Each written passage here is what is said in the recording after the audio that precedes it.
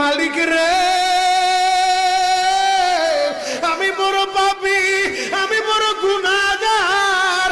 ও দয়ার আল্লাহ, আমি 10 বছর তোমার গোলামি করি নাই, আমি 20 বছর গোলামি করি নাই। আল্লাহ, আজকে মনিরুল ইসলাম শরীয়তপুরী আমার ভাই শোনা গেছে তোমারে বন্ধু বানাইলে ওই জান্নাত পাওয়া যাবে। মালিক রে, তুমি আমারে দাও না মাফ কইরা। যুবক রে, যদি কেউ আল্লাহরে বন্ধু বানাইতে পারে তার কোনো আর চিন্তা নাই, তার চিন্তার কারণ নাই গো বাবা।